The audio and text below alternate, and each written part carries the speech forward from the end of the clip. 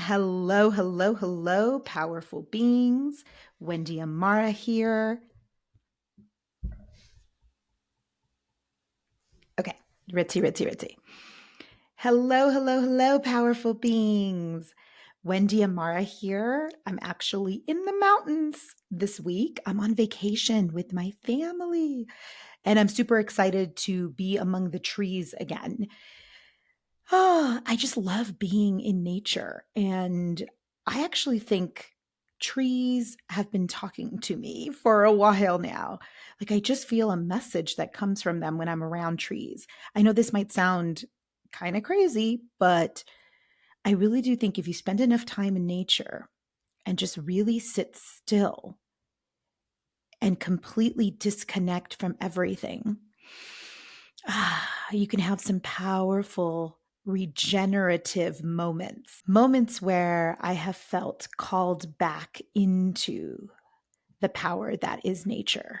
I love it. I love it. So I'm excited to be here in the mountains. So this recording might sound a little different or be a little different. But for sure, as always, every single week, I have tools I want to share with you, information I want to get to you, breakthroughs that I want to talk to you about. And this week, what I've been coaching on a lot has to do with objections. We've been talking a lot about objections in the mastermind. And what I mean by objections is when you start to put your offer out in the world, some people are going to say no. In fact, it's statistically proven that more people will say no than will say yes. Isn't that hilarious? So the quicker you get used to the fact that people are going to say no, the more you're able to move on to finding your yes.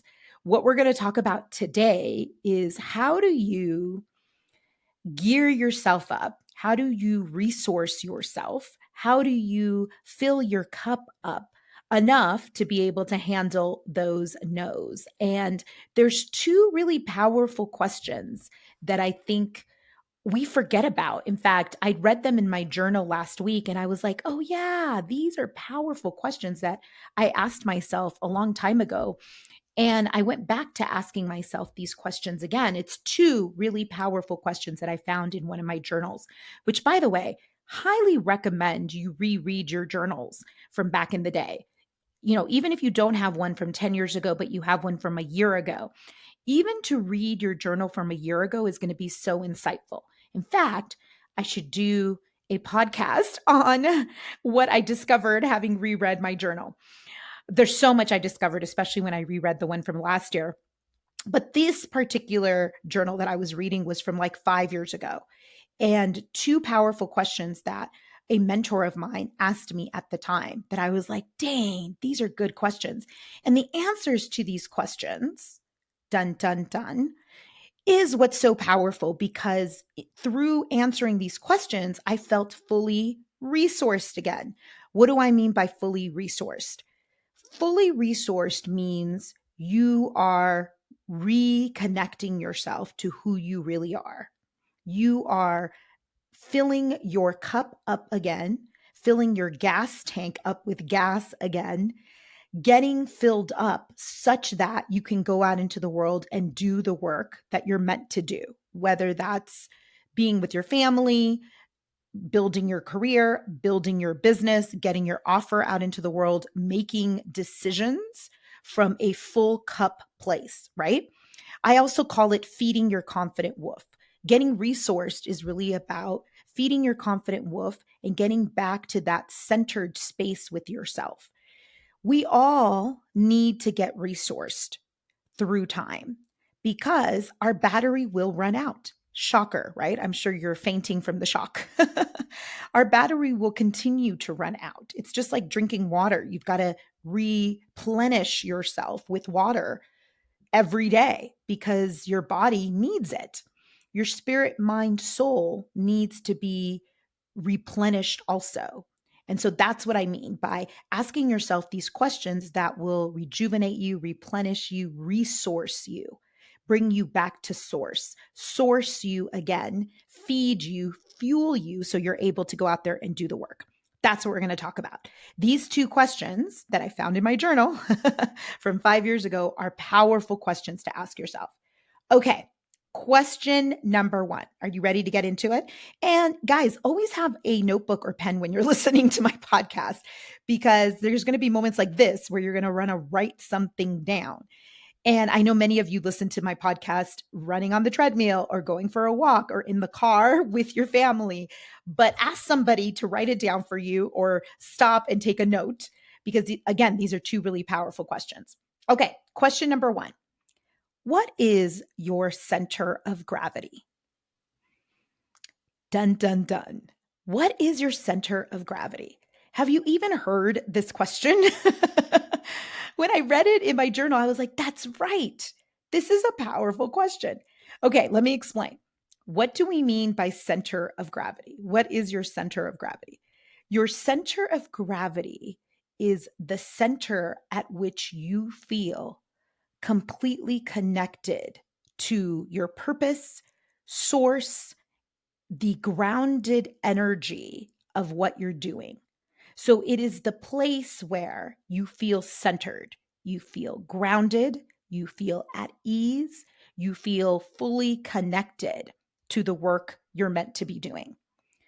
And how do you recognize it, right? Because I'm sure you're thinking, what is she talking about, center of gravity? Is this like a scientific thing? And it probably is, right? We can go into the science of explaining it. It is a science thing. But what I'm talking about is the feeling of center of gravity. It means that you are fully centered in a moment. So here's how I recognize it in me. I want you to think, what is my center of gravity? When do I feel this feeling? The feeling is a feeling of being fully aligned with what you're doing. And for me, it shows up in the moments when usually I'm coaching or I'm training or facilitating a training. And in those moments, I am fully in it. Like I'm having almost an out of body experience. It's not really an out of body experience. I feel fully connected in my body, but I'm also connected to something outside of me. It's a feeling of feeling fully aligned in the moment, and time stands still. That is your center of gravity. That is when you feel fully alive, safe, taken care of, and really grounded or centered. The visual that I get is like 2 feet firmly planted on the ground, right? When you think, what is your center of gravity? So for me, my center of gravity is when I'm coaching and when I am facilitating trainings or facilitating workshops or speaking. Sometimes when I'm speaking, I have the same experience. It's an experience of feeling centered, feeling fully aligned to what I'm doing, and time stands still. There's no concept of time in the moment. When's the last time you experienced that? What is your center of gravity? Now, there's other times I feel it also. I have felt the center of gravity playing with my kids, like when we're playing a game and I just lose track of time. I've also felt this center of gravity feeling when I am with a group of friends or with particular friends and we're just talking about what's possible. We're talking about what we want to create in our lives, where we see our lives going, the plans we have, or we're just connecting with nature. Those are moments where I have felt this center of gravity feeling. So I want you to ask yourself, what is my center of gravity? When do I feel really centered? When do I feel like my feet are firmly planted on the ground and yet time is going by and there's no concept of time in the moment? I'm just so fully present, fully aware that it feels like I'm here and I'm also in this space of expansiveness that isn't sitting on the ground playing cards with my kids, right? It feels more expansive than that. And yet fully present to sitting on the ground playing cards with my kids, which is something we did last night. So I'm remembering, yeah, that was the feeling of center of gravity. Ask yourself this question. What is my center of gravity? Because just asking yourself this question brings the awareness. And the awareness is what sources you or resources you or rejuvenates you, renews you. The awareness of it shifts your brain into, oh, yeah, there is that place, that center of gravity, right? That's so powerful. So, question number one, what is your center of gravity? Are you ready for question number two? Question number two. This is also a really powerful question that we don't ask ourselves that often. I think sometimes in leadership or management positions, we may ask ourselves this question, but it's not a commonly asked question. And again, I found it in my notebook that I was like, yes, this is such a powerful question. What is your zone of genius? What is your zone of genius? What is that zone that when you're in it, you are fully alive and you can do it for hours and it feels easy? It feels like you were meant to do this on the planet. It feels like there's no hesitation, there's no resistance. You can fully trust yourself. Some people experience their zone of genius as something flowing through them. Like when they're connected to their zone of genius, it just flows through them. Some people have shared with me that the experience of the zone of genius is like when pieces of a puzzle come together and they just fit perfectly. And you know when somebody's in their zone of genius because it's like watching brilliance. It's like watching somebody with ease and flow move through something that for most of us feels hard to do or complicated, or we could never see ourselves doing it, right? Like when you watch an amazing athlete do their thing. And like I think of Serena Williams and tennis. And when I would watch her play tennis and her whole body was in it, I could tell when she was in the zone of genius because she was fully present to it. It was like she was born to play tennis. Her and the racket felt like one. I remember thinking at moments when I would watch her play that like the racket almost became like part of her hand or her arm, right? It's beautiful to watch, beautiful to watch. And here's the question for you. What is your zone of genius? What is the thing that when you're doing that activity, there is flow, there is ease, it comes naturally to you. It feels like an extension of your body, of your mind. It just feels like a natural thing for you to do. First question you might want to ask yourself is, what do I love doing? That when I'm doing it, right? Again, time stands still. It just goes by like nothing because I could do it for hours. What is your zone of genius? For me, dun, dun, dun. This might be a shocker for many of you. For me, my zone of genius is coaching. It really is coaching.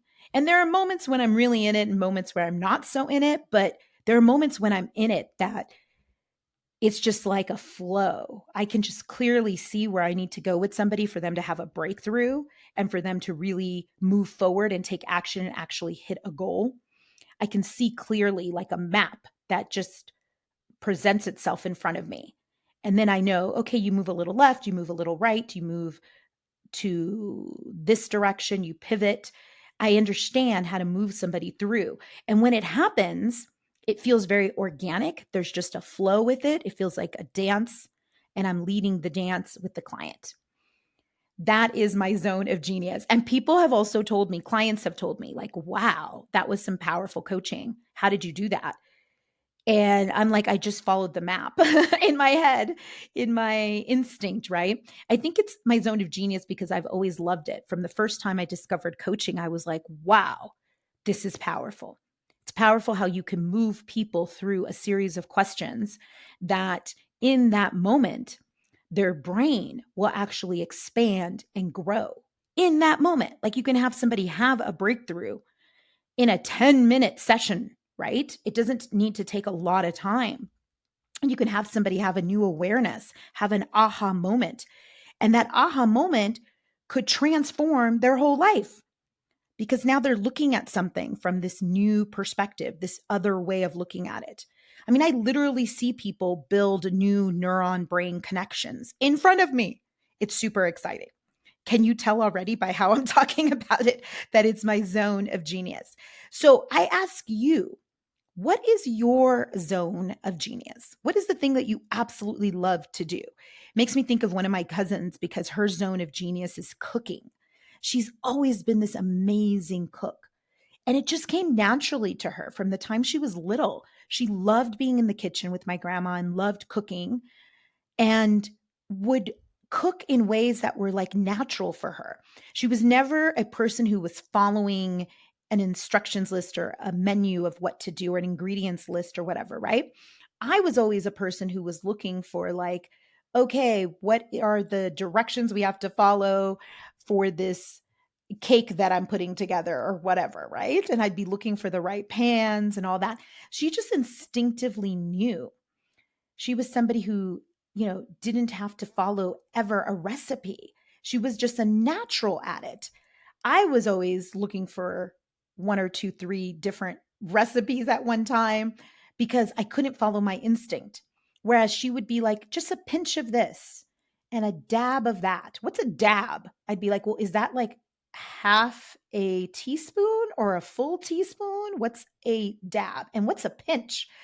Anyways, my point is naturally gifted cook. That was her zone of genius.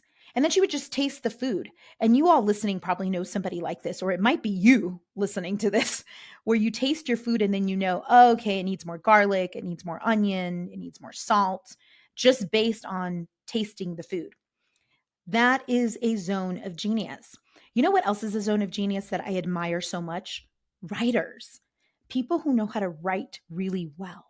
Oh, blows my mind away. It's always been a thing for me where I've had a belief for many years, but I'm working through it that I'm not a great writer, that I'm a great auditor, meaning speaker. I can speak things into existence, even. But the challenge for me is actually writing it out and making it sound the way I want it to sound through writing. But there are some people that are gifted at writing poetry. It's like they dance with words, right? And I know you know some of these people or you've read their work. That is a zone of genius. What is your zone of genius? What is the thing that comes easily to you, naturally to you? And you're able to do it with absolutely no effort. Maybe you've always been naturally talented at it. Yeah. Teachers, there are some teachers that you can just tell this is their zone, man. This is their zone of genius. Naturally gifted at teaching, naturally gifted at pivoting when a student needs something, really care about a student. And you can tell who is a zone of genius teacher when you compare them with a regular teacher because you see the difference of somebody who's really doing it because it's their zone of genius. It just comes naturally to them. Yes. So this is a powerful question. Ritzy. This is a powerful question. What is your zone of genius? Because it also resources you, renews you, rejuvenates you. Asking yourself this question has you go to that part of your brain that is now saying, oh, yeah, I'm a genius. I have a zone of genius. Yes, my dear, if you're listening to this podcast right now, I want you to know that you are a genius. You really are in particular areas, maybe not in everything, right? But in certain areas, maybe one main area, you are a genius. There is something that you're naturally gifted at or talented at.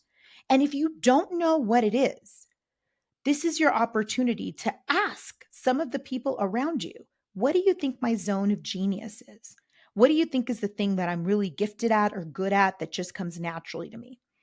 That is a powerful question for you to ask other people around you so that you can start moving into understanding what your zone of genius is because everyone has one. Yes. Especially Latinas. I think we have multiple zones of geniuses because we are bicultural, bilingual. We're constantly having to balance these two worlds and live in this American culture society and then in our indigenous homeland society and understanding both aspects, right? This idea of I'm self-made because I'm American, but I'm community made because I'm Latina and I come from these countries where community is how we make it. It's this idea of being able to teeter-totter between these two worlds. That is a zone of genius. The ability to do that by itself is you being a genius. And we don't even see it that way because it's just our day to day life, right? It's just how we function day to day. We code switch like this, ritzy, ritzy, ritzy. We code switch in an instant. We move from one culture to another in an instant. One moment we're talking to, like, the guy selling raspados outside of the store. And then the next thing we're talking to the owner and CEO of the company or whatever. And we're becoming the founders of those companies, right? Also to give more presence and opportunity to our community. Okay, guys, that second question is a powerful question. So here are the two questions. I'm going to repeat them again, and then I'm going to talk a little bit about the distinction between them and why they're important. Question number one: what is your center of gravity? Your center of gravity is what centers you. It brings you back to connection with feeling grounded, and there is an ease and a flow in that too. Second question: what is your zone of genius? What is the thing that you're naturally gifted at doing? What is the thing that has always come easy to you or is organic in your life that you just naturally lean in towards? What is the thing that people ask you to do all the time? When I think of my cousin, we would always ask her to cook because she was so gifted at that, right? What is your zone of genius? Yes. Here's the importance of asking yourself both of these questions. Both of these questions, when you go to answer them, shift your brain into a new part of your brain. Into one, I have a center of gravity. Yes, you do. Two, I have a genius, a zone of genius. Yes, you do. And as you look for those answers, what you are doing in that awareness and in maybe even writing out those answers is you are resourcing yourself. You are filling your cup. You are feeding yourself by remembering who you really are, by remembering your center of gravity, by remembering your zone of genius. So, this is a way, a simple way, through asking yourselves questions, a simple way to feed your confident wolf, a simple way to feed your spirit, to source yourself, to give yourself a big giant glass of water for your spirit, which we all need because, again, all of us run out of gasoline. We run out of water. Many of us are super dehydrated out in the world. And this is like water for your soul, for your spirit. That's the importance of asking yourself these questions. Now, the distinction between the two, right? Center of gravity, I think the visual I want you to picture is standing still, standing tall with your 2 feet planted on the ground, just like the center of gravity. What is the thing that makes you feel most centered? Makes you feel, yes, alive, but also calm, that feels like home and feels safe. That is the center of gravity. The distinction with the zone of genius is that the zone of genius feels like a natural gift where there's ease and flow. It's you moving, doing something. So, not necessarily still, it's in movement, right? Your zone of genius is in movement, but it comes like a ray of light that you just feel come through you or that you create easily, naturally, because it's a gift that you have. That is your zone of genius. So there's a little bit of a distinction between the two, but both of the questions can access for you that internal value that you bring. So it's reminding you of, oh, yeah, here's my center of gravity. Here it is again.